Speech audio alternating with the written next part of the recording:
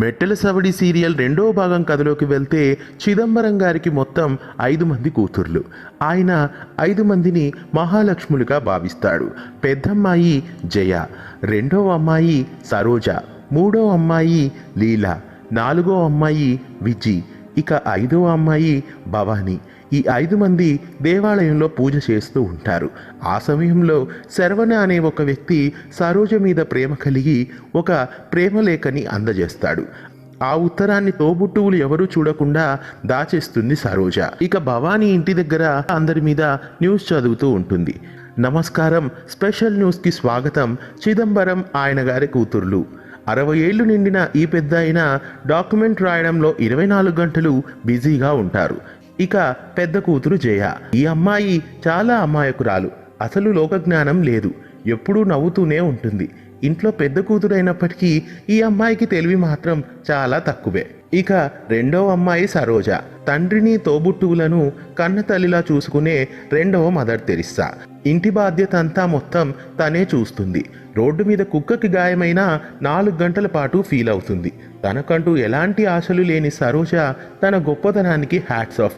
తన దగ్గర ఉన్న ఒకే ఒక చెడ్డ గుణం నన్ను మాటిమాటికి ఖండించడం. ఇక మూడో అమ్మాయి లొడలొడ లీల. లీల అనేది తన పేరు, లొడలొడ అనేది తను మాట్లాడి సంపాదించిన బిరుదు.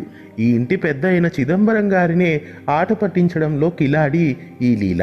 తన గురించి తానే డప్పు కొట్టుకోవడంలో నైపుణ్యం కలిగిన వ్యక్తి ఈ లీల. ఇక తర్వాత అమ్మాయి విలనిజం విజయ. ఏది జరిగినా గొడవ పడడం తన బుద్ధి.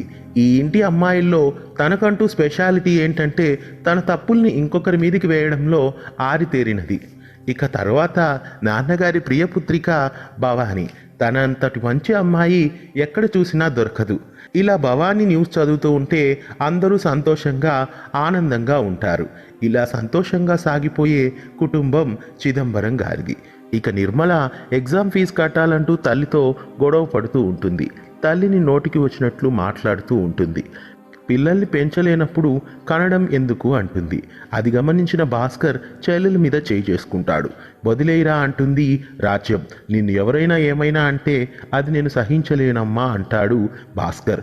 మన కోసం అమ్మ చాలా కష్టాలు పడి పెంచి పెద్ద చేసింది అని చెల్లెలు నిర్మలకి బుద్ధి చెబుతాడు భాస్కర్. నీకు కావలసిన డబ్బులు నేను ఏర్పాటు చేస్తానని సర్ది చెబుతాడు భాస్కర్. ఇక సరళ ఇంటికి మల్లెపూలతో వెళ్తాడు భాస్కర్. మల్లెపూలను తీసి సరళ తలలో అలంకరిస్తాడు భాస్కర్. మెల్లగా సరళను మాటల్లో పెట్టి తన కష్టాలన్నీ చెప్పకనే చెప్పి తన నోటి నుండి తనే డబ్బులు ఇస్తాను అని చెప్పేలా చేస్తాడు భాస్కర్. నన్ను అడిగితే నేను ఇవ్వనా డబ్బులు అంటుంది సరళ. అది తప్పుగా ఉంటుంది అంటాడు భాస్కర్. నేనే ఇష్టపడి ఇస్తున్నాను, తప్పేమి కాదు అంటుంది. ఇక ఇంటి దగ్గర రాజ్యం బామ్మ కలిసి భాస్కర్ జాతకాన్ని ఓ జోసుడికి చూపిస్తారు. భాస్కర్ జాతకం ప్రకారం 3 నెలల్లో పెళ్లి చేయాలి, లేదంటే 5-6 సంవత్సరాల వరకు కళ్యాణ యోగం లేదంటూ చెబుతాడు.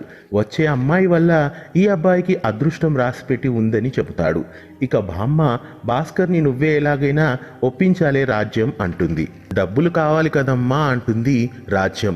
వాడు కొద్ది రోజులు ఆగుదామంటాడేమో అంటుంది. అంటాడే, వాడికి కావలసినవన్నీ ఆ సింగారి అందచేస్తోంది కదా, చూడు రాజ్యం, వాడిని ఇలాగే వదిలేస్తే వాడు దారికి రాడు. వాడిని నువ్వు కంటతడి పెట్టైనా సరే పెళ్లికి అంగీకరించేలా చూడు అంటుంది బామ్మ. ఇక చిదంబరం గారి ఇంటికి ఒక పని మీద కన్నప్ప అనే వ్యక్తి వస్తాడు. సరోజ ఆయనకి అతిథి మర్యాదలు చేయడం చూసి చాలా సంతోషపడతాడు. సరోజ చాలా మంచి అమ్మాయి అని గుర్తిస్తాడు. ఇక చిదంబరం ఇంటికి వస్తాడు. తన పని పూర్తయిన తర్వాత కన్నప్ప, సరోజ లాంటి అమ్మాయి మీకు ఉన్నందుకు చాలా అదృష్టవంతులు అంటాడు. మంచి వరుణ్ణి చూసి పెళ్లి జరిపించండి అంటాడు కన్నప్ప. సరోజకి పెళ్లి కొడుకు రెడీగా ఉన్నాడు. పెద్దమ్మాయి జయకు మంచి వరుణ్ణి చూడాలి అంటాడు. తప్పకుండా చూస్తాను అని చెబుతాడు కన్నప్ప. సరోజకి ఎవరు వరుడు అని ప్రశ్నిస్తాడు. సరోజ మేనమామ బోసు అని చెబుతాడు చిదంబరం. సోడా ఫ్యాక్టరీని నడుపుతున్నాడు అని తెలియజేస్తాడు. ఇక బోసు మంచి వ్యక్తి అయినప్పటికీ చాలా ఆవేశపరుడు. తన ఆవేశంతో వచ్చిన బిజినెస్ కాంట్రాక్ట్లన్నీ దూరం చేసుకుంటూ ఉంటాడు. గంట సేపు అతన్ని బయట నిలబెట్టాడని నువ్వు వద్దు, నీ కాంట్రాక్ట్ వద్దు అని అక్కడి నుండి వెళ్ళిపోతాడు బోసు. ఇక భాస్కర్ ఇంటికి రాగానే రాజ్యం నాటకాన్ని మొదలు పెడుతుంది. పెళ్లి ప్రస్తావన భాస్కర్ ముందు ఉంచుతుంది. మన కష్టాలన్నీ తీరే వరకు పెళ్లి వద్దు ఏమి వద్దు అంటాడు భాస్కర్. లేదురా, మన కష్టాలు ఎప్పటికీ తీరవు, నేను చచ్చేలోగా మనవడితో ఆడుకోవాలని నాకు ఉండదా అంటూ డ్రామా వేస్తుంది రాజ్యం. నీ ఇష్టం వచ్చినప్పుడే చేసుకోరా, అవన్నీ నాకెందుకు, నేను బతికితే మహా అంటే 2 రోజులు బతుకుతాను అంటుంది. తల్లి బాధ చూడలేక పెళ్లి చేసుకోవడానికి అంగీకరిస్తాడు భాస్కర్. ఈ విషయాన్ని ఎవరితో చెప్పకురా అంటుంది రాజ్యం. కొంతమంది ఆడవాళ్ళకి తెలిస్తే అంతా చెడగొడతారు అంటుంది. నేను ఎవరి గురించి నీకు చెబుతున్నానో అర్థమైంది అనుకుంటానంటుంది రాజ్యం. ఆ మాట వినగానే భాస్కర్ అక్కడి నుండి బయటికి వెళ్ళిపోతాడు. అలా భాస్కర్ వెళ్ళగానే సూపర్గా నటించావమ్మా అంటుంది నిర్మల. ఇక విశ్వం అక్కడికి వచ్చి, ఎందుకు ఇలా నటిస్తున్నావమ్మా, నేరుగానే చెప్పొచ్చు కదా, అడ్డమైన సావాసాలన్నీ వదిలిపెట్టమని అంటాడు విశ్వం.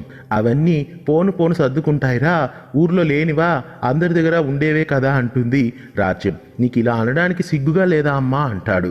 నువ్వు ఎక్కువగా ఆడకురా, ₹1 సంపాదించడానికి నీకు దిక్కు లేదు, కానీ అన్నిటికీ తప్పులు కనిపెడుతున్నావే అంటుంది రాజ్యం. ముందు వెళ్ళి ఉద్యోగాన్ని సంపాదించడంలో ఈ తెలివిని ప్రదర్శించు అంటుంది. అలా విశ్వం వెళ్ళిపోగానే నిర్మల వెళ్ళి దోశలు వేయమ్మా అంటుంది. ఈ ఇద్దరి నుండైనా నేను తప్పించుకోగలను, కానీ నీ నుండి మాత్రం తప్పించుకోలేనే అంటుంది రాజ్యం. ఇక బోస్ మల్లెపూలు చేత పట్టుకొని సరోజ దగ్గరికి వస్తాడు. నీకోసం నేనేం తెచ్చానో కనుక్కో అంటాడు. నాకు వంటింట్లో చాలా పని ఉంది అంటుంది సరోజ. నీ దగ్గర కొంచెం కూడా రొమాన్స్ లేదు అంటాడు బోసు. రొమాన్స్ అనేది దానంతట అదే కలగాలి అంటుంది సరోజ. నన్ను మిమ్మల్ని చేసుకోమని నాన్న చెప్పాడు, నేను నాన్న మాట వినే అమ్మాయిని అంతే, కానీ వచ్చి వెళ్ళినప్పుడు అంతా రొమాన్స్ చేయాలని రూల్ లేదంటుంది సరోజ. సరే పూలైనా పెట్టుకో అంటాడు బోసు. వాటిని 5 పీసులుగా కత్తిరిస్తుంది. ఏంటలా పీసులు చేస్తున్నావు అంటాడు బోసు. ఇంట్లో 5 మంది అమ్మాయిలు ఉన్నారని తెలియదా, అందరం సమానంగా పెట్టుకుంటామంటుంది సరోజ. అది కరెక్టే, అయితే నిన్ను చేసుకుంటే మిగతా వాళ్ళు నాకు ఫ్రీనా అని జోక్ చేస్తాడు బోసు. ఆ మాటకి సరోజ ఎలా స్పందిస్తుందో తరువాయి భాగంలో చూద్దాం.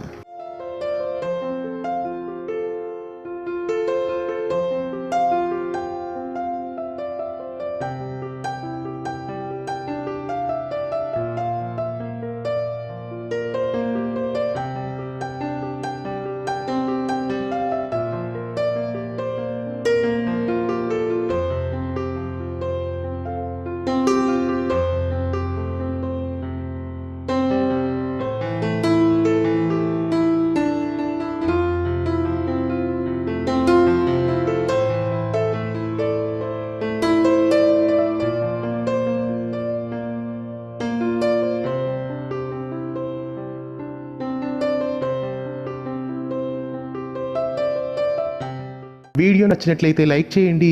వీడియో కింద ఉన్న సబ్స్క్రైబ్ బటన్ని క్లిక్ చేయడంతో పాటు పక్కనే ఉన్న బెల్ ఐకాన్ని యాక్టివేట్ చేయండి. ధన్యవాదాలు.